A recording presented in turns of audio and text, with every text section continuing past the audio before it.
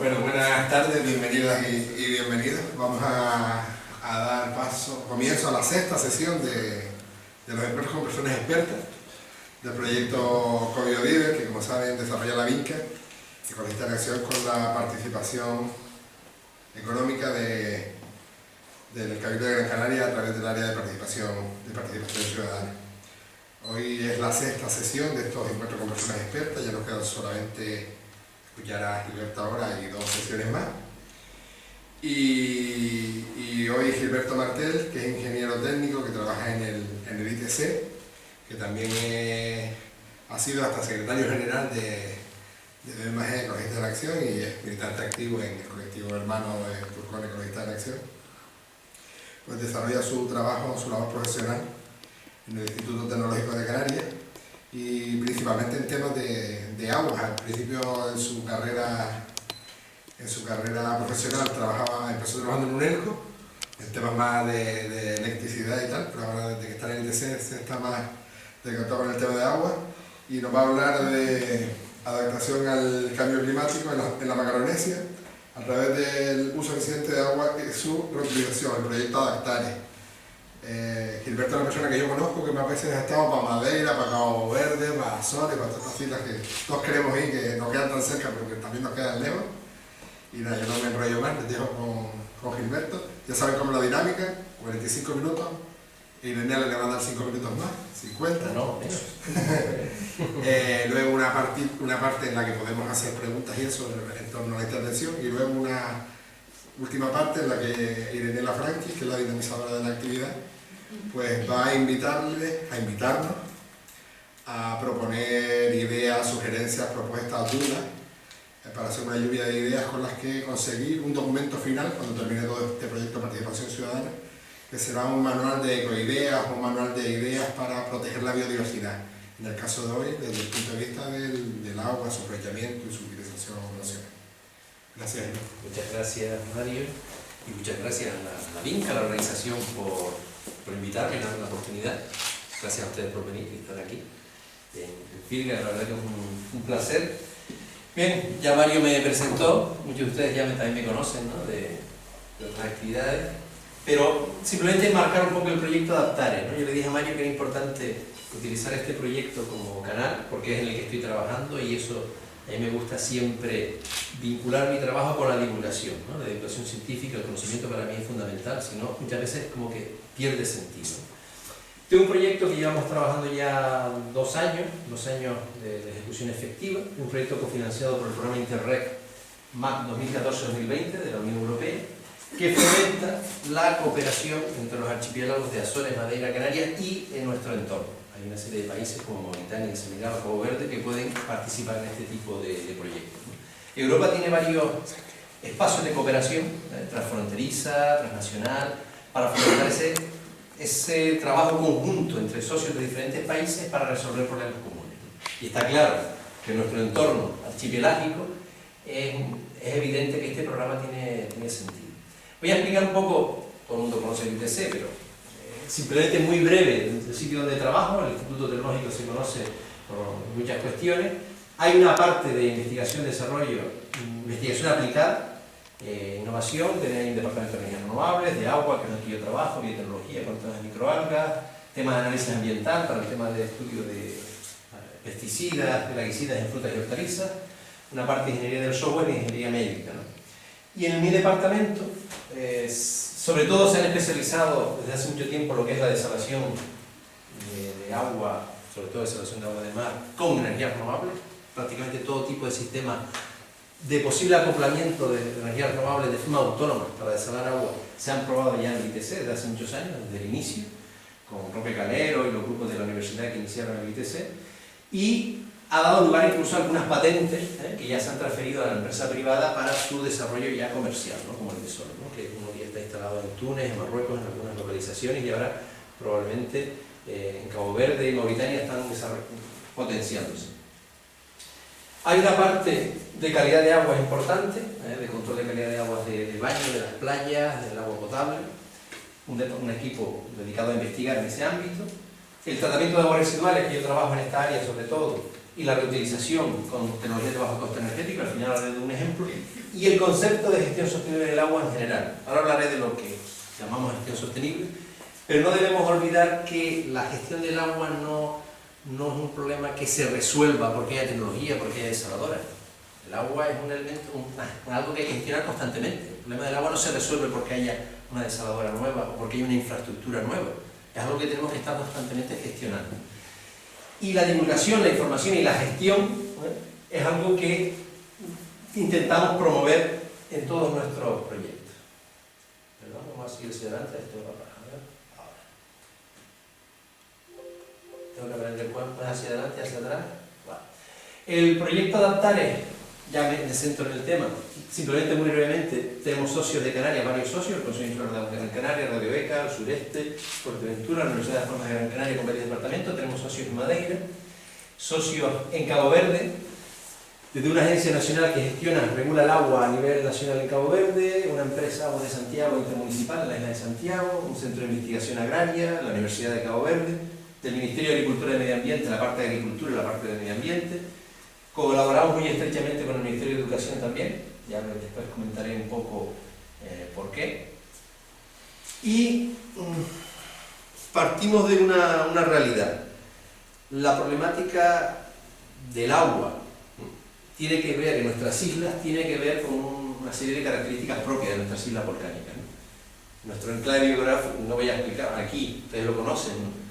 Hay una serie de elementos comunes, nuestro enclave biogeográfico, el origen volcánico de nuestras islas, los vientos alisios que condicionan el clima, la fauna y flora relícticas, ¿no? Nos dan una serie de elementos comunes y muy importantes, pero que yo los destaco, de estos archipiélagos en los que estamos aquí, un elemento clave que es la diversidad. La diversidad que se refleja en la biodiversidad, pero también la diversidad respecto a otros aspectos, diversidades paisajísticas, diversidades en cuanto a la orografía, diversidades en cuanto a la cultura, de cómo nos enfrentamos, por ejemplo, en el caso del agua. Lo estoy vinculando también de alguna forma ya al agua, ¿no? La realidad del agua que tenemos en cada una de las islas de nuestros archipiélagos, desde Azores a Cabo Verde, es distinta en todos los entornos. Y ustedes lo conocen. En Gran Canaria, el concepto del agua, cómo se vive el agua en la zona de Firgas Aruca, al norte de Gran Canaria, no tiene nada que ver, es muy diferente, ¿verdad?, al que podemos vivir en el sur de la isla, en el sureste, en otros entornos. Pues esa diversidad tan amplia es importante tomarla en consideración. Y es algo que se refleja en nuestro entorno.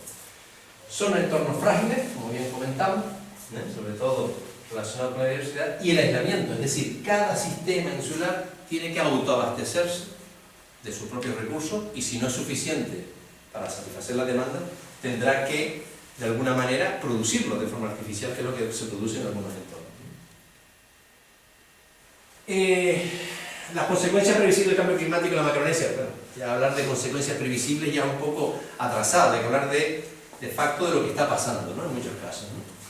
Desde hace mucho tiempo, en los proyectos anteriores y demás, se están trabajando con... Hay grupos en la Universidad de La Laguna, las Formas de Gran Canaria, incluso el ITC, y otros estudios a nivel nacional, que trabajan con modelos matemáticos, escenarios de cambio climático, etc., ¿no? Y en todos los escenarios de futuro que se plantean para nuestro entorno geográfico más inmediato, se plantean incremento global de las temperaturas, cambio y desplazamiento de los patrones de precipitación, incremento de periodos secos y de fenómenos de lluvias extremas también.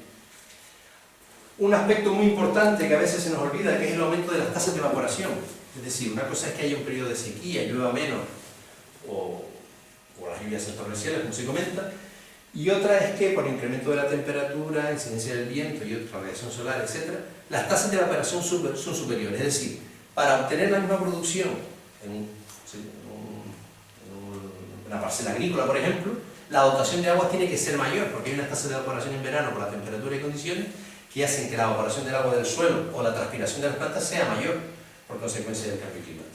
Y eso es algo invisible, muy sutil, pero que es muy importante en lo que se está produciendo como consecuencia del cambio climático.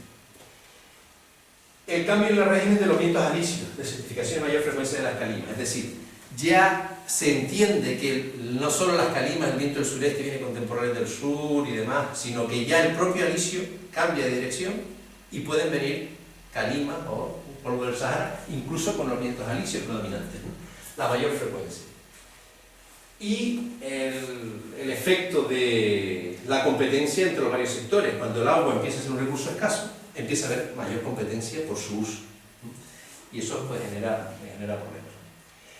Un ejemplo que voy a poner ahora es el caso de Madeira. Es decir, en Madeira, pues, claro, tenemos toda la imagen, ¿no? De Madeira, un lugar donde sobra el agua, las precipitaciones son muy altas. Esto es una secuencia de precipitaciones de los últimos años, donde ha habido, en algunos casos, pues, precipitaciones muy fuertes, donde se han creado inundaciones, pero se han ido reduciendo paulatinamente, y de hecho, fíjense, en los últimos años, como ha habido una reducción de las precipitaciones relativamente reciente, que ya está generando cierta alarma. De hecho, los modelos para Madeira están planteando una disminución de la precipitación en cerca de un 30% en las próximas décadas. Vamos a ver, partimos de precipitaciones muy altas, ¿no? de miles de milímetros año, pero partimos en una sociedad en la cual el concepto del agua como recurso escaso no existe. La población local piensa que el agua es un derecho, evidentemente el agua es un derecho, pero que tienen derecho, por ejemplo, en el caso de la agricultura, el agua está asociada a la tierra, prácticamente no se paga por el agua, y tienen derecho a una cantidad de agua determinada por tener una parcela agrícola. Cultives o no la cultives, se te tiene que suministrar, es un derecho que tienes adquirido. De hecho, hay una red de usuarios de agua de riego de más de 40.000 regantes en la isla de Madeira, a los cuales cada cierto tiempo, las bulas correspondientes, hay que entregarles agua. Se transporta el agua a través de las levadas, las famosas levadas, canales, prácticamente son aguas superficiales o de galería, que son aguas muy nuevas, es decir, las precipitaciones año a año prácticamente se distribuyen ese año. Y el sistema está en permanente crisis. Como hay un derroche de agua muy importante, y ahora comentaremos el tema de las pérdidas, y hay una enorme cantidad de kilómetros de canales, estamos hablando de 2.800 kilómetros de canales, más de 33.000 puntos de entrega, una red muy compleja. El sistema está en permanente crisis porque la población encima tampoco es consciente de esa escasez de recursos, es decir, no concibe que el recurso es escaso. Llegan a Funchal y ven el barranco que es bajando agua que desemboca al mar. Es decir, el imaginario colectivo piensa que el agua es un bien que sobra, pero los que gestionan el agua saben que es un bien escaso y que cada vez tienen más dificultades para poder suministrar a todo el mundo en las mismas cantidades que antes, ¿no? Fíjense, estos son las eficiencias en el abastecimiento público urbano. Esto es el 62% de pérdidas en las redes de abastecimiento urbano, lo que está en azul. 2001, 2012 ha habido una reducción y las pérdidas en el sistema agrícola, casi la mitad del agua se pierde en las redes agrícolas. Eso es un problema ya grave que pone en crisis todo el sistema. Y las consecuencias, reducción de la disponibilidad de agua subterránea, está en portugués porque esto se ha utilizado allá en Madeira precisamente. Reducción de la disponibilidad de agua subterránea, agravamiento de la calidad, porque se tienen que ya tender a utilizar agua de pozo para poder suministrar a la población, y un sistema, este es un sistema de distribución, estas son las acequias por las zonas urbanas en periferia de Funchal, con pequeñas acequias o argeas, donde se corta el agua para entrar al agua a la finca en cada punto. Riego a manta, es decir, el riego localizado prácticamente inexistente, y un uso colectivamente un uso de derroche de agua. Es decir, un sistema que tenemos donde hay suficientes recursos hídricos para autoabastecerse, pero que la no conciencia colectiva de que el recurso es un bien escaso hace que el mal uso haga que entre en crisis. Y eso es una realidad que se está dando en Madeira todos los años, ¿no? Y cada vez de forma más acuciante. Por tanto, tiene otra realidad muy diferente, porque es una isla turística, no tiene recursos, y ahí pues, es la isla que después lo comentaremos cuando hablemos de reutilización, la isla de la Macaronesia, donde se reutiliza el 100% del agua, porque toda es agua desalada y se depura y se reutiliza al 100%. Otra realidad extrema es el caso de Cabo Verde. El archipiélago de Cabo Verde es una nación con precipitaciones mucho más bajas o más bajas que las que tenemos aquí, es decir, Santiago, la media de precipitación de Santiago, que es de la más alta, bueno, Santo Antão, Fogo, pero es equivalente a la media de Gran Canaria.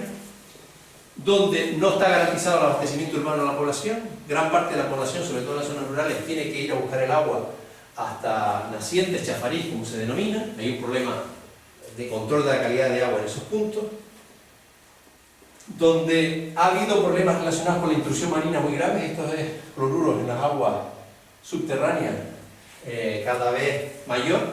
Esto se asocia a la recogida ilegal de arena, es decir, en los fondos de barrancos.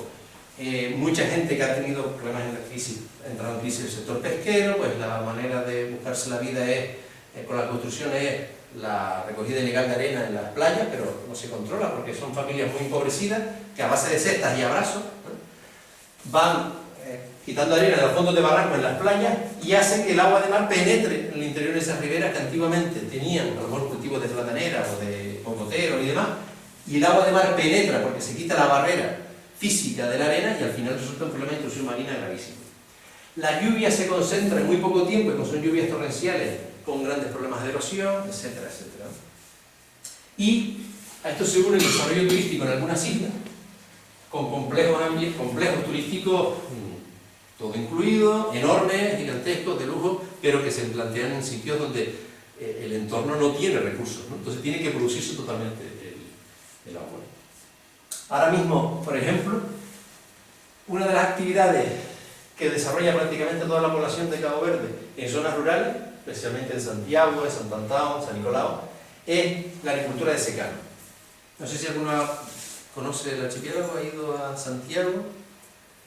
Todavía no. Santiago en la época de octubre, si llueve, septiembre, octubre, las lluvias son en verano, agosto, junio, agosto, ¿no? Hasta septiembre pueden ser las lluvias.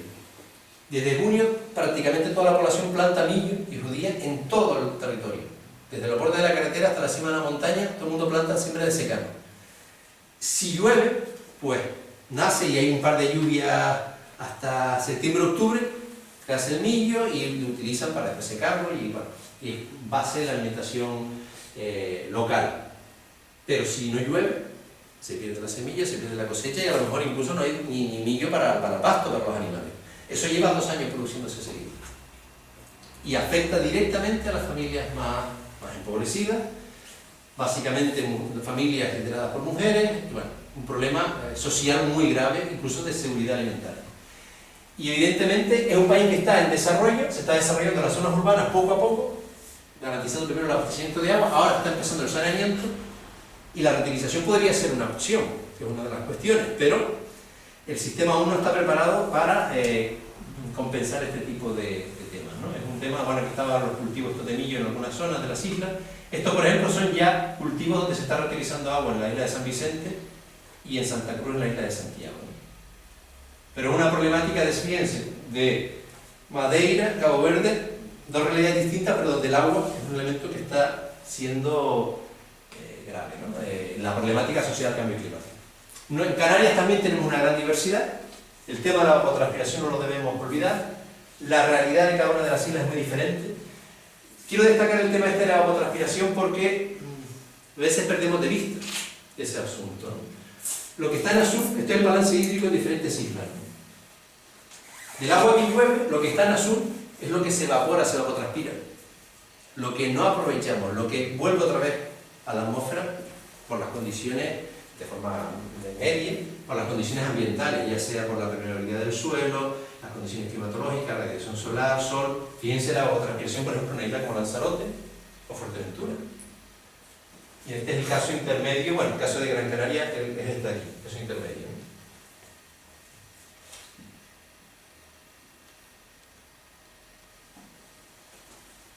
Ya partimos, estamos hablando de cambio climático, pero ya partimos de una situación en las Islas Canarias, en otros archipiélagos también, de situación en algunas de las islas de escasez de recursos, es decir, tradicionalmente ha habido escasez de recursos.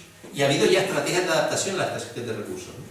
Esto es un ejemplo, el caso de los larenados en Lanzarote, es un ejemplo precisamente de lucha contra la evapotranspiración. Es decir, si nosotros tenemos una zona cubierta donde no hay agua, poder plantear cultivo de secano cubierta con una capa de picón o rofe, como se dice en Lanzarote, lo que hacemos es romper la capilaridad del suelo y evitamos que el agua que llueva, cuando llueve, si tuviéramos una servilleta aquí podríamos hacer la prueba, si nosotros introducimos una servilleta aquí en este vaso, ¿qué es lo que ocurre con la servilleta, con el agua?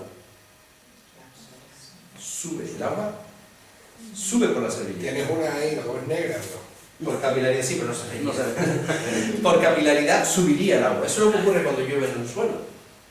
El agua infiltra superficialmente, puede llegar a la raíz de las plantas, pero después que viene la radiación solar, el aumento de la temperatura, el viento, se seca la parte superficial y por capilaridad el agua que ha infiltrado vuelve a subir y se vuelve a evaporar. Si la tasa de evaporación es muy alta, prácticamente lo que ha infiltrado prácticamente no ha servido para nada. La estrategia de los enarenados en Lanzarote precisamente lo que buscan es la capa de picón que cubre y que rompe la capilaridad del suelo, que también puede ser una estrategia como se utiliza en otra, perdone que se adelante hacia atrás. Este es un caso, por ejemplo, de cultivos enarenados cubiertos, la erosión que se produce en sitios donde no hay enarenados y donde sí existe el cultivo enarenado desecando. Permite mantener la humedad. Las gavias, por ejemplo, de Fuerteventura son una estrategia también de adaptación. Bebe la gavia, pero después hay que labrar la tierra para romper esa capilaridad en superficie y que el agua que ha infiltrado poco a poco vaya subiendo por capilaridad, pero no termine de evaporarse. Son estrategias tradicionales de adaptación. Voy a hacer un poco referencia, ya creo que Mario esto lo hemos puesto otras veces, pero siempre me gusta hablar de esto, de la evolución de los recursos hídricos. Es decir, nosotros estamos en una situación ahora donde la situación es compleja, probablemente el cambio climático nos afecte de alguna u otra manera, nos tenemos que adaptar, pero por ejemplo en el caso de Gran Canaria no podemos olvidar la historia que hemos tenido. ¿De dónde partimos? Esta es la demanda de agua en nuestra isla de Gran Canaria durante el siglo XX. Desde el principio del siglo XX hasta ahora, hace unos 20, ya casi 20 años. La demanda agrícola ha sido muy importante durante nuestro siglo, la introducción durante el siglo XX, la introducción del cultivo del tomate y el plátano, demandó muchísimos recursos hídricos hasta los años 60, 70, donde empezó a declinar y tomó protagonismo la demanda urbana. Las ciudades como Las Palmas de Gran Canaria, el desarrollo turístico y demás. Hoy en día la tendencia es incrementando la demanda urbana y en decremento de la demanda agrícola. Pero la demanda agrícola no olvidemos que tuvo una importancia enorme, ¿no? En la demanda de recursos hídricos en la isla, piensa ahí, habla de más de 160 hectómetros cúbicos año en demanda de recursos en una isla como Gran Canaria. Y la pregunta es cómo se produjeron esos recursos, ¿no? Esta es una imagen de la isla a principios del siglo XX. Los puntos que se ven azul son pozos o explotaciones de agua subterránea en curso. Los puntos que aparezcan en naranja son extracciones ya con intrusión marina, es decir, aguas picadas, como se suele decir, ¿no? Que han tenido algún tipo de contaminación marina, y las que están en amarillo, abandonadas o pozos secos, ¿no? En azul aparecerán algunas desaladoras. A principios del siglo XX, año 20, empiezan a introducirse los cultivos de exportación. Fíjense que en la costa hay algunas explotaciones con aguas picadas, en la aldea, Las Palmas de Gran Canaria. Años 40, años 60, ¿no? Esta es la época quizás de mayor demanda de agua. Es decir, la exploración de agua subterránea fue importantísima en los años 60, precisamente para la agricultura. Algunas explotaciones no tuvieron éxito, pero la isla de Gran Canaria sufrió una explotación muy importante. Está la visión en los años 80, donde a partir de los 60 se introduce la desalación de agua de mar. Recuerdan manifestaciones en Las Palmas de Gran Canaria, fueron las primeras desaladoras en la isla para el abastecimiento urbano. Es decir, no solo había un encarecimiento del agua y una crisis agrícola, sino también para el abastecimiento urbano. Una intrusión marina generalizada en toda la orla costera, muchísimas explotaciones ya abandonadas, y dependencia de agua, de desalación de agua de mar, y también se introduce la desalación de agua salobre, sobre todo en el sureste de la isla de Gran Canaria.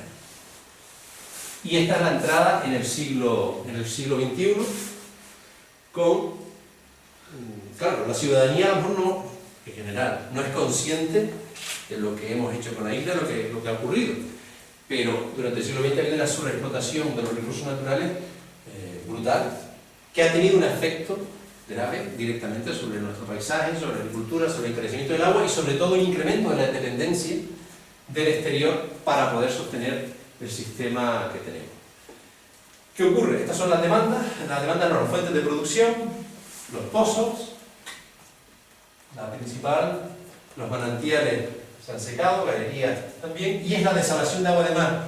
Las aguas superficiales, las aguas de presa, que evidentemente pues, son impactantes desde el punto de vista visual, ¿no? Porque paseamos por las presas de la Gran Canaria. La isla de Gran Canaria es el lugar del planeta con mayor cantidad de presas, grandes presas del planeta, por unidad de superficie, el territorio de Gran Canaria. No existe un lugar en el mundo con tantos embalses, grandes embalses como la isla de Gran Canaria, pero suponer lo que supone como recursos hídricos. Los niveles de demanda de agua que tenemos en la isla supone no llegan más allá de un 5%. ¿Qué ha permitido cubrir los excesos de demanda? La desalación de agua de mar. Y ahora empezando la reutilización de las aguas depuradas. Esta es la imagen de cómo han evolucionado los recursos hídricos en la isla de Gran Canaria, ¿no? La parte azul clara es desalación, la parte de arriba es reutilización, los embalses, las aguas superficiales y las aguas subterráneas. Que la tendencia es incrementarse la desalación, las dos primeras, y a disminuir o mantenerse las dos últimas, ¿no? Los recursos naturales. Este modelo lo que implica es una constante demanda de energía prácticamente todos los usos del agua, desde captarla, producirla, bombearla hasta los puntos de distribución, hasta las ciudades, para el saneamiento, para la depuración, para los usos, todo el ciclo del agua en Gran Canaria, ¿no? En las islas dependientes de la desalación, es energía. Y hay otras consecuencias, ¿no? Hasta ahora lo que se ha pretendido es intentar ampliar la oferta de agua. El agua no es un limitante para el desarrollo económico, ¿no? Para el desarrollo urbano, el desarrollo de las actividades económicas, de la agricultura y demás. Como vemos, captar, producir, regular, conducir, distribuir agua, sin tener en cuenta límites físicos, económicos o ecológicos, ¿no? Y eso ha tenido consecuencias directas sobre la biodiversidad, ¿no? Que es un poco el objeto de que se trata aquí. Un ejemplo, esta imagen refleja pues, bueno, caudales permanentes de agua, que es verdad que en muchos de los casos de nuestras islas, Gran Canaria específicamente, se han utilizado barrancos para transportar aguas que no es que fueran manantiales naturales, porque como vimos desde el principio del siglo XX, muchos de esos manantiales naturales se secaron, sino para transportar aguas de galería, ¿no? Determinadas heredades transportan las aguas de galería, en el caso de los barrancos de la Mina, San Nícalos, Azuaje, pero que esos caudales, o pequeños caudales de Guayadeque, que circulan a cielo abierto en determinados barrancos, llevan asociados ecosistemas higrófilos de importancia, una gran importancia desde el punto de vista ambiental, paisajístico, incluso simplemente para el disfrute de los ciudadanos. Es decir, tengo un agua que tiene un valor económico porque es un agua que se transporta en ese espacio, en ese recorrido, para una finalidad, un bien finalista, que es el uso del regadío, pero en su transcurrir está generando otro tipo de servicios ambientales. Y ahora mismo, fíjense el sistema que tenemos en Gran Canaria, estamos hablando de muchísimos hectómetros cúbicos al día que se producen. Estos pequeños caudales están en crisis en muchos de los sitios, ¿no? Tenemos varios ejemplos, ¿no? El caso de Barranco de la Mina, quizás el más sonado últimamente, porque no se ha planteado un sistema en el cual reconozca el valor de multiuso que puede tener el agua en ese espacio, ¿no?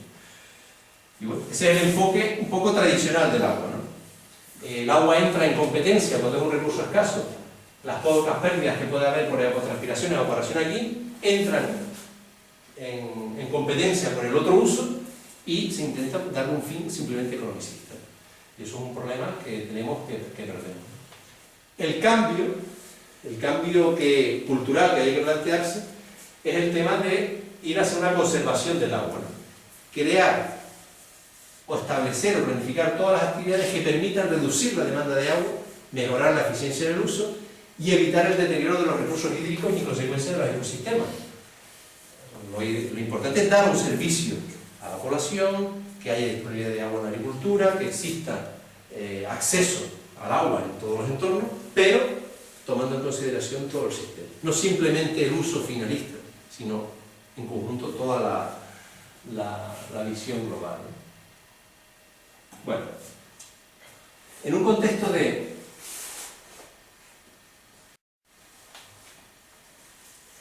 crisis hídrica que tenemos permanentemente en las islas, pero por nuestra naturaleza, ¿no? Es decir, no vamos a mí me hace gracia cuando alguien dice se inaugura una desaladora y se dice que se ha resuelto el problema del agua, ¿no? Me hace gracia porque el problema del agua no se resuelve con una desaladora, ¿no? Podría poner ejemplos en Lanzarote graves en ese sentido, ¿no? De cómo no se resuelve el problema, sino que puede incluso agravarse. En el contexto de crisis natural que tenemos y en el contexto futuro de como que estamos, de cambio climático, las estrategias de adaptación y mitigación van en varias líneas, ¿no? Agrícolas, sistemas agrícolas diversificados, ¿no? Evidentemente el cambio de modelo, qué tipo de cultivo se aplica más adaptado a nuestras condiciones naturales, es importante reflexionar sobre eso, no solo la exportación y de cultivos con una gran demanda de agua. Mejor información y directrices hacia los agricultores sobre las variedades de cultivo, más adaptadas. Opciones sobre la gestión de los suelos, recursos hídricos diferentes. Movilizar recursos hídricos alternativos a los tradicionales, esa es otra opción de adaptación. Y bueno, reverdecer áreas urbanas, etcétera, etcétera. Y una de las fuentes alternativas que se ve con más interés en esta estrategia de adaptación es la reutilización de las aguas residuales urbanas, ¿no? Las aguas residuales tratadas, ¿no? Esto es una imagen de la depuradora del sureste de Gran Canaria. ¿Por qué? Porque tiene un potencial de sustitución. Fíjense que era un porcentaje bastante pequeño. Pero si yo consigo incrementar el uso de agua regenerada, lo que puedo hacer es sustituir fuentes de otros orígenes con mayor coste medioambiental. Agua desalada, coste energético, que se está usando para uso agrícola ya. Hay desaladoras específicas para producir agua para uso agrícola. Y agua subterránea. Es decir, yo puedo, si las aguas regeneradas sustituyen las aguas subterráneas, puedo reducir la sobreexplotación de los recursos subterráneos. Otro aspecto importante relacionado con el cambio climático. Dado el desarrollo urbano, y que asociado al desarrollo urbano hay una necesidad de desarrollo del saneamiento, del alcantarillado y del tratamiento de las aguas residuales, si todo eso va interligado, ¿no? Con una cuestión de normativa, la realidad es que se trata de un recurso, si está bien tratado, creciente e independiente de las condiciones climáticas.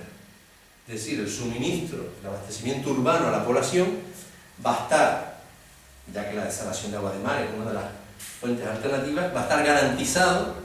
Y si está garantizado y hay un buen sistema de drenaje, de saneamiento urbano, de depuración, las aguas depuradas, la disponibilidad de agua depurada es creciente. Y no depende de situaciones de sequía o de crisis climática. Y eso es un aspecto muy importante a tener en cuenta. Es una fuente de recursos descentralizada en el territorio, cercana a las potenciales áreas de reutilización. En el caso del agua desalada de mar,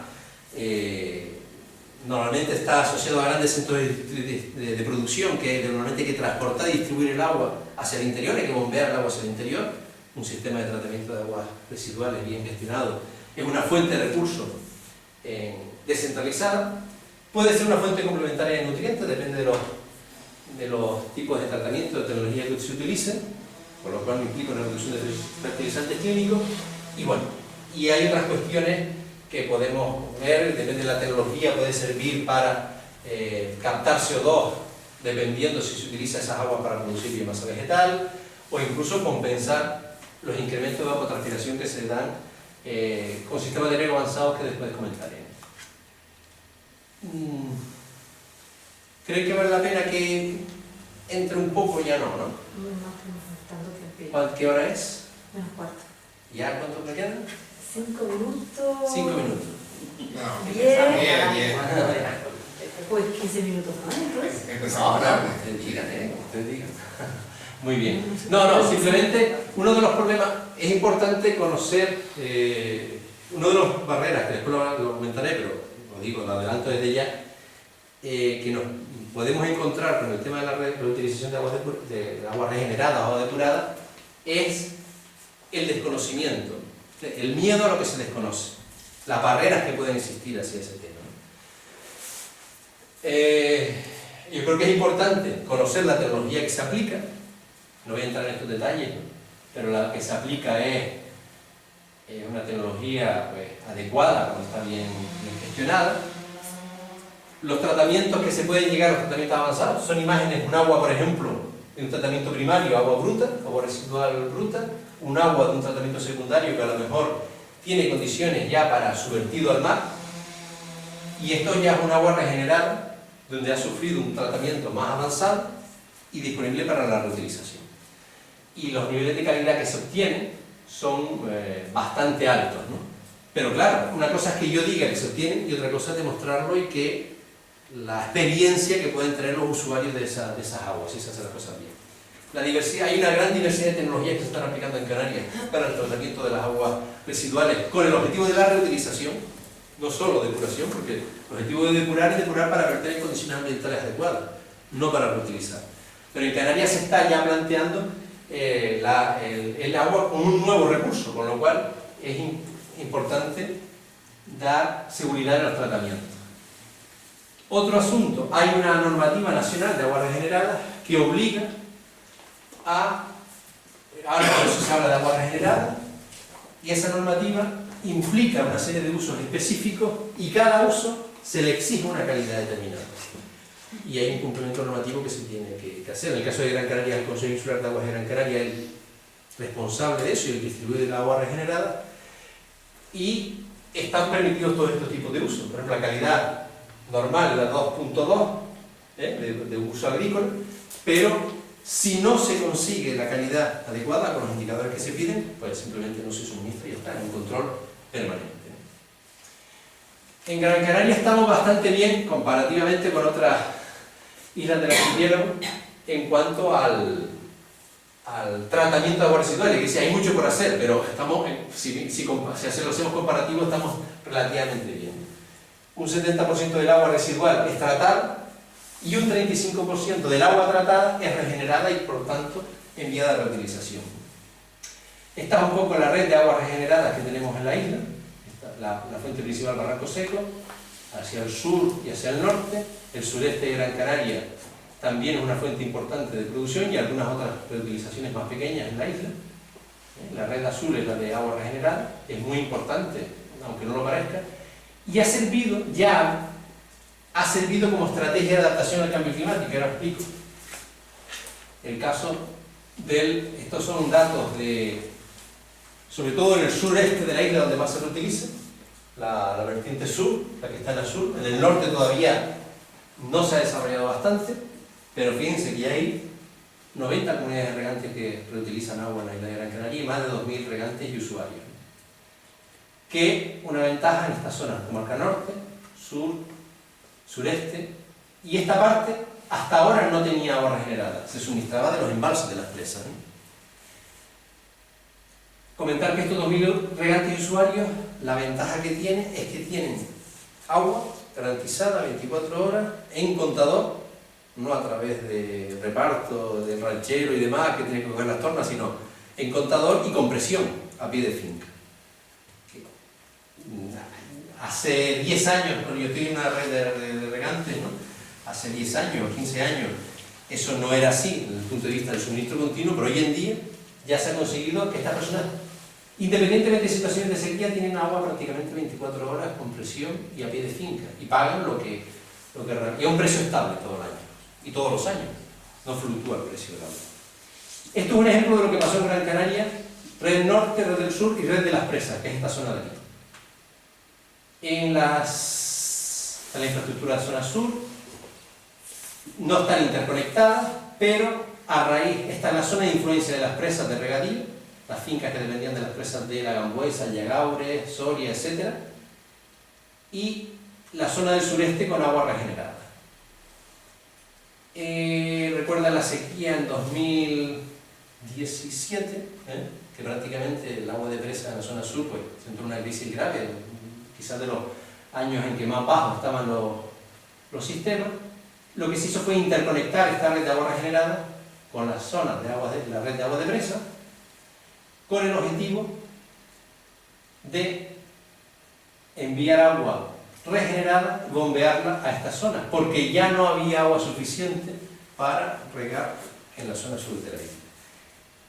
Esto se permitió que la zona de influencia de las presas se redujera hacia agua, cotas arriba, y que por agua regenerada poder superar una situación de crisis climática en aquellas circunstancias, que después llovió, volvió agua a las presas y se retornó. Es decir,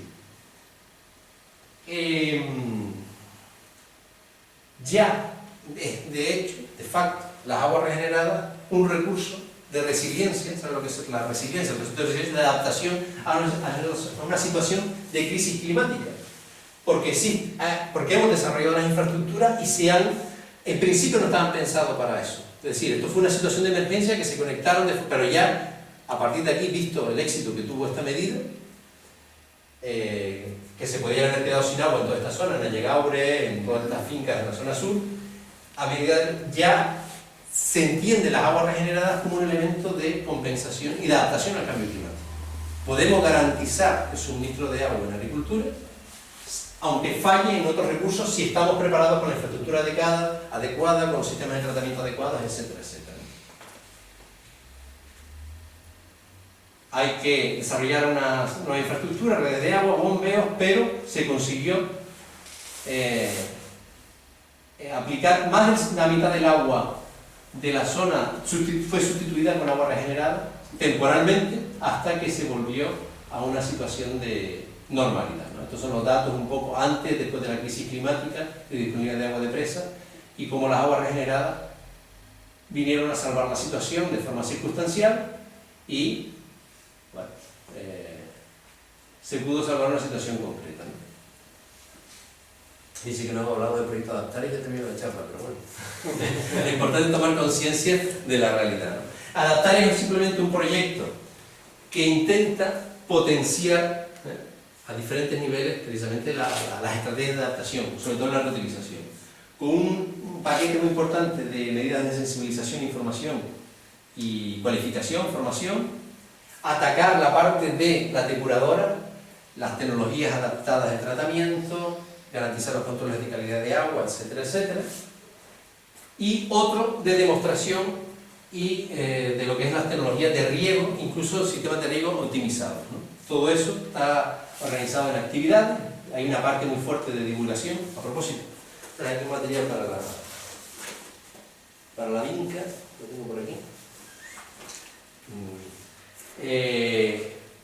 Un material, hemos hecho un esfuerzo importante en divulgación a todos los niveles, desde educación primaria, secundaria, población en general, usando las herramientas. Estos son cómics, estos son para la vinca, traje dos ejemplares para que lo vean, donde en los cómics se han creado unos personajes de los 3 archipiélagos, donde se descubre la realidad del agua en los 3 archipiélagos, cómo el cambio climático nos afecta a cada uno de los archipiélagos, y utilizar eso después como herramienta educativa, una serie después de fichas didácticas. Esto se desarrolla en la isla de Madeira, hay un encuentro de jóvenes por el agua ahí, hay una serie de fichas didácticas para transferir al sistema educativo canario de Madeira y de Cabo Verde, en español y en portugués, donde se trabajan los diferentes conceptos, donde la reutilización es un elemento también a tratar y sobre el que concienciar, y sobre, por ejemplo, se da pie a cómo la ciudadanía, en este caso también los niños y las niñas, pueden actuar para mejorar el sistema, ¿no?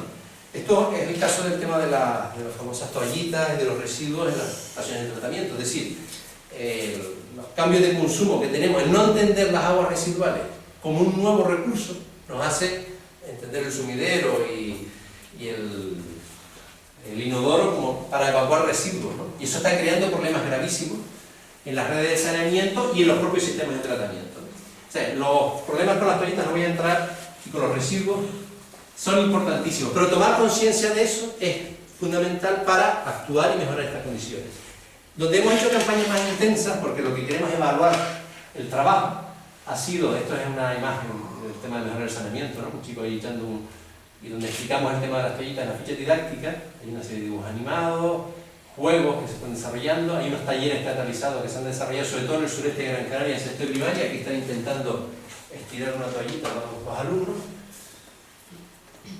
A mí me ha sorprendido, en el sureste de Gran Canaria, esto, con medidas preventivas, de vigilancia, en las redes y demás, ha supuesto, porque lo estamos pesando en el sureste, se empezó desde 2017 pesar toda la cantidad de residuos sólidos que se retira de la entrada de la depuradora del sureste para poder evaluar si realmente conseguimos algo, ¿no? Porque podemos estar haciendo muchas campañas y tal.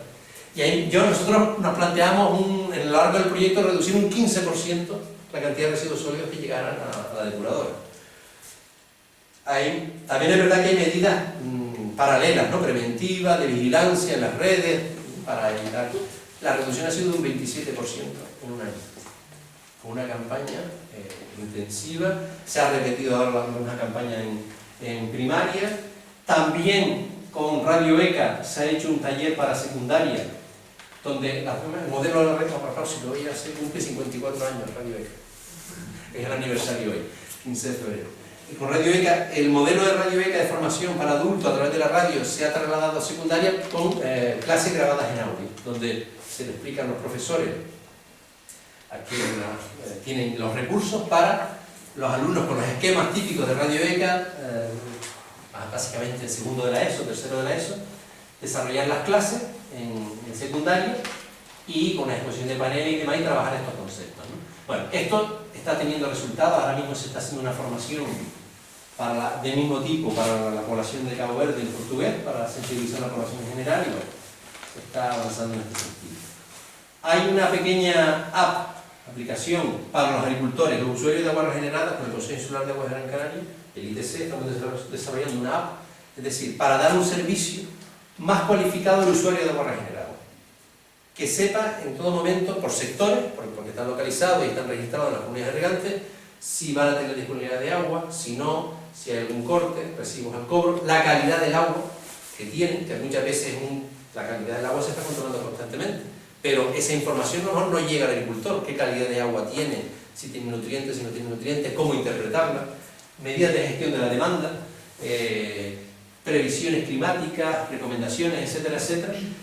Se va a usar para el caso de Gran Canaria. En el caso de Madeira se va a usar también para sensibilizar a esos 40 y pico mil regantes de agua en Madeira, poder mejorar el sistema de información de acceso a esas personas, ¿no?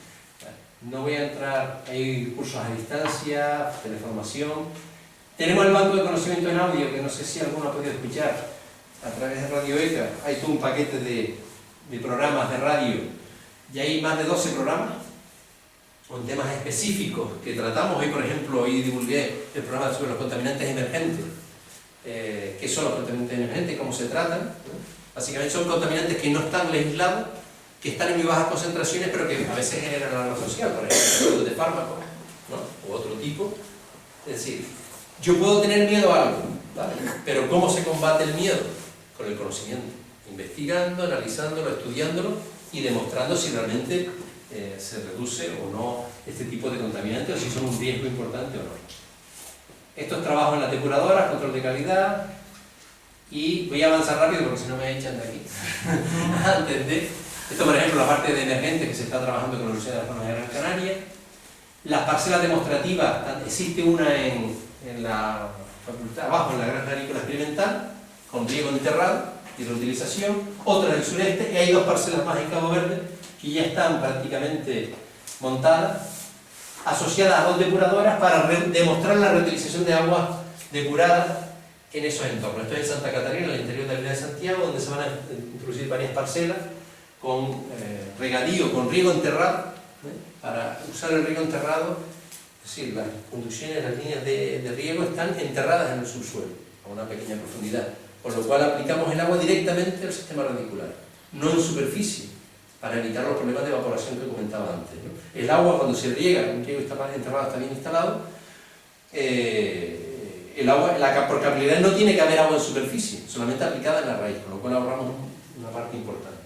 Y una ventaja en Cabo Verde, donde a lo mejor no tenemos una garantía de control de calidad de agua por las tecnologías que se aplican, como tenemos aquí en Gran Canaria, evitamos el contacto del agua con el producto que va a ser consumido, porque el riego es directamente en la raíz, riego enterrado, no está en contacto con el fruto, con la planta que se va a... Tenemos una barrera doble de cara a...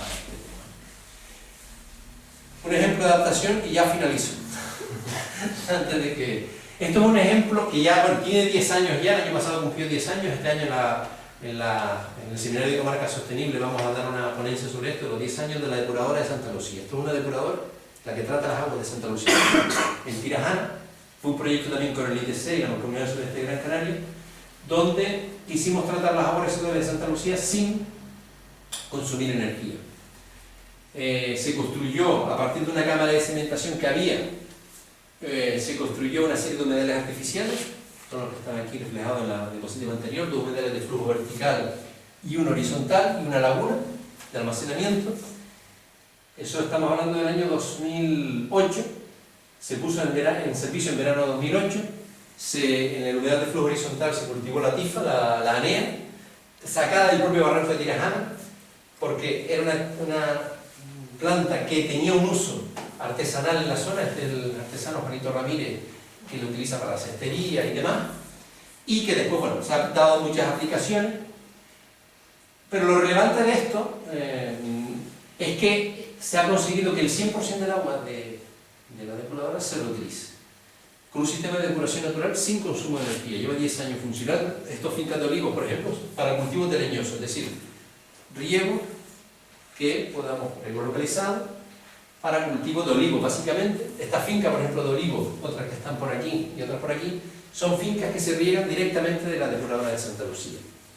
Y algunas de ellas se han puesto en cultivo a partir de que se dispuso el agua después de seguimiento. Nosotros llevamos 10 años haciendo seguimiento analítico de la depuradora, se han hecho estudios, por ejemplo, con el tema de emergente, estudios sobre las microalgas que se desarrollan ahí, etcétera, etcétera. Ahora tenemos pendientes dentro de Adaptare ver cómo evoluciona el suelo, la captación de nutrientes en estos cultivos de olivos, etcétera, etcétera. Ha venido estupendamente a ellos porque, una característica importante, no dependen de las condiciones climáticas para el desarrollo de los cultivos.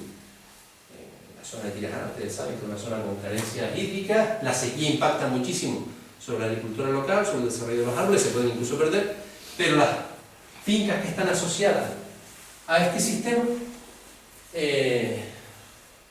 ya no dependen de las situaciones climatológicas, porque hay un sistema de reutilización fijo, ¿no? Que es la producción de agua regenerada que tenemos aquí, y sin, en este caso sin consumir energía. Por lo cual estamos orgullosos de este proyecto. ¿Y esa depuradora qué población, qué aguas residuales? En el caso de Santa Lucía, estamos hablando censados en la zona de Santa Lucía, son unos 1000 habitantes. 1000 habitantes. Pero carga contaminante que nosotros medimos en la entrada de depuradora, unos 500 habitantes equivalentes. Habrá pérdida en la red de saneamiento, personas que no están conectadas al saneamiento y demás. Nosotros estamos tratando... sí, más o menos. Pero 500 habitantes equivalentes es el concepto nuestro técnico, que es la carga orgánica con el caudal que estamos recibiendo. Entonces nosotros tenemos el concepto de carga contaminante, lo medimos en kilos de materia orgánica, ¿no? Son unos 500 habitantes equivalentes, pero que supone la restauración también que existe en Santa Lucía, etcétera, etcétera. Pero censados en la zona unos 1000 habitantes. ¿Y tendría capacidad para absorber el tratamiento de aguas residuales de cuánto? Nosotros lo pensamos para menos. Para menos. Lo que nosotros tuvimos que, en aquella época, un proyecto un poco experimental, demostrativo, para ver con prudencia cómo evolucionaba, y por cuestiones, nosotros queríamos ir derivando parte de los caudales a la depuradora de Santa Lucía paulatinamente, pero por un problema, había una conducción que bajaba por el barranco de Tirajana hacia abajo y que estaba obstruida por muchos sitios, al final tuvimos que tragar el 100% del agua del minuto 1. Fuimos gestionando como pudimos, pero una de las cosas que hemos visto es que el sistema, a lo largo es un sistema que funciona con los microorganismos que se desarrollan ahí, las plantas y demás, un sistema que se ha ido adaptando a las condiciones del agua residual, y con el paso del tiempo, independientemente de algunos problemas de colmatación que hemos tenido en algunas zonas, se ha ido adaptando y ha ido estabilizando e incluso mejorando su rendimiento. Es como si hubiera una especialización del sistema en las aguas residuales que le están dando. Y no ha habido pérdida de merma en la calidad, y una de las cuestiones importantes aquí es la temperatura, es decir, los sistemas naturales de depuración dependen de las condiciones climatológicas. Si hay condiciones de muy bajas temperaturas en invierno, pues el sistema es menos activo. Si hay altas temperaturas, el sistema es más activo. Aquí tenemos unas temperaturas en general media bastante buenas. Los sistemas se dimensionan para las peores condiciones, ¿no? Las peores condiciones de invierno. La realidad es que hemos tenido durante 10 años mantener el sistema en unas condiciones de calidad con unos rendimientos de más de un 90-98%, equiparables a una depuradora convencional. No digo que sean mejores que una depuradora convencional, sino equiparables a una depuradora convencional. Y esto, bueno, son los cultivos. La verdad que a nosotros nos ha sorprendido, ¿no? Nuestra idea es trabajar ahora en el suelo y en la evaluación de las plantas, ¿no? Los agricultores que están utilizando el agua, como les dice, yo le llamo que el agua tiene propiedades, claro. Hay aporte de nutrientes, hay un cierto equilibrio en cuanto a nitrógeno, fósforo en el agua.